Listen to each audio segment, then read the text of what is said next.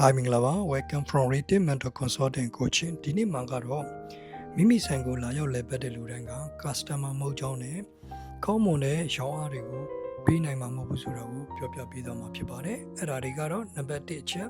window shopping သမားတွေဖြစ်ပါတယ် window shopping သမားတွေကိုအလွယ်တကူနားလည်အောင်ပြောရမယ်ဆိုလို့ရှိရင်သူတို့မှာအချိန်တွေအရန်ကိုပေါ်များနေတဲ့သူတွေ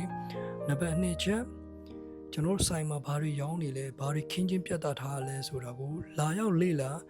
သုံးသပ်တဲ့သူတွေပဲဖြစ်ပါတယ်မူရင်းရည်ရွယ်ချက်ကိုက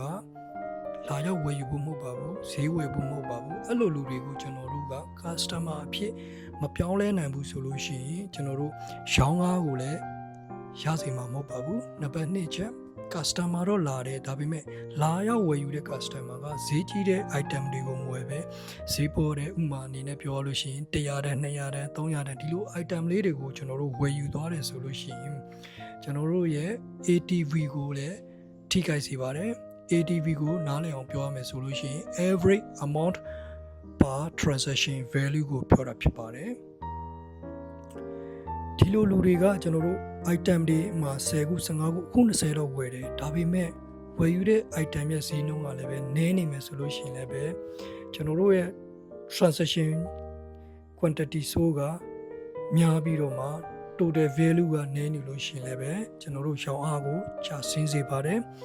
နံပါတ်3ချက်ဆိုင်မှာ busy ဖြစ်တယ်ဒါပေမဲ့ဆိုင်ရဲ့အဓိကဖြစ်တဲ့ဆိုင်ဝန်ထမ်းက customer service ကိုကောင်းကောင်းမပေးဘူး engagement ကောင်းကောင်းမပေးဘူးနောက်ပြီးတော့မှ product knowledge ကောင်းကောင်းမသိတဲ့အခါမှာမရှိတဲ့အခါမှာ customer ကိုဘယ်လို cross selling လုပ်ရမလဲဘယ်လို up selling လုပ်ရမလဲ on selling လုပ်ရမလဲဆိုတဲ့ scale တွေကိုအသုံးမချနိုင်တဲ့အခါမှာ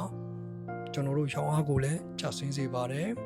နောက်ဆုံးပိတ်အနေနဲ့ customer ကငွေရှင်းကောင်တာမှာလည်းပဲဝန်ထမ်းက engagement ကောင်းကောင်းနဲ့ up selling မလုပ်နိုင်တဲ့အခါမှာလည်းပဲထပ်လောင်းရရှိမဲ့ရောင်းရငွေတွေကိုထပ်ဆုံးရှုံးစေပါတယ်အဲ့ဒါကြောင့်မလို့ဒီကျွန်တော်တို့လိုအပ်တဲ့အခြေခံအချက်လေးတွေကိုမိတ်ဆွေကနားလည်ထားမယ်သိထားမယ်ဖြည့်ဆည်းထားမယ်ဆိုလို့ရှိရင်မိတ်ဆွေရဲ့ဆိုင်ရဲ့ရောင်းအားကိုအတော်အတန်တဲ့ကာမိအောင်တက်စေအောင်လုပ်နိုင်မှာဖြစ်ပါတယ်ဥပမာအနေနဲ့ဆိုင်ရဲ့ daily weekly monthly yearly sale တွေကိုကောင်းမွန်အောင်လုပ်နိုင်မှာဖြစ်ပါတယ်အဲ့လိုကောင်းမွန်အောင်လုပ်နိုင်ဖို့ဆိုလို့ရှိရင်ဒီအချက်တွေဖြစ်တဲ့ဆိုင်ကိုဝင်ရောက်လာတဲ့ footfall တွေကိုကျွန်တော်တို့ customer ဖြစ်ပြောင်းပြီးတော့မှ transaction ဖြစ်ပြောင်းလဲနိုင်မယ်ဆိုလို့ရှိရင်မိတ်ဆွေရဲ့ sale လည်းပဲတက်လာစေမှာဖြစ်ပါတယ်ဒါကြောင့်မလို့ဆိုင်က busy ဖြစ်တိုင်းလည်းပဲကျွန်တော်တို့ရောင်းအားကောင်းလိမ့်မယ်လို့ညှော်လင်းလို့မရပါဘူး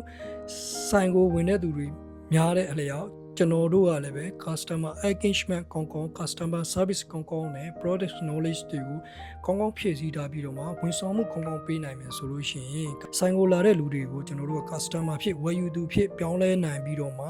ရောင်းအားဖြစ်ပြောင်းလဲနိုင်မှာဖြစ်ပါတယ်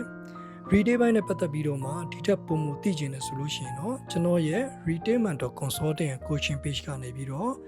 အလင်းတင်လို့ retail ဘိုင်းဆိုင်ရာတွေကို sharing လုပ်ပေးနေတာဖြစ်ပါတယ်မိတ်ဆွေအနေနဲ့ like and follow လုပ်ခြင်းဖြင့် retail ဘိုင်းဆိုင်ရာတွေကိုသင်ယူနိုင်ပါတယ် retail ဘိုင်းဆိုင်ရာနဲ့ပတ်သက်ပြီးတော့မှသင်တန်းဖြစ်တော်၎င်းconsulting ဒါမှမဟုတ် coaching အနေနဲ့ယူခြင်းတယ်ဆိုလို့ရှိရင်ကျွန်တော်ရဲ့ retail mentor consulting and coaching page ကိုဆက်သွယ်ပြီးတော့မှ retail ဘိုင်းဆိုင်ရာတွေကိုအဆင့်မြင့်တင်နိုင်ပါတယ်အားလုံးပဲကျေးဇူးပါ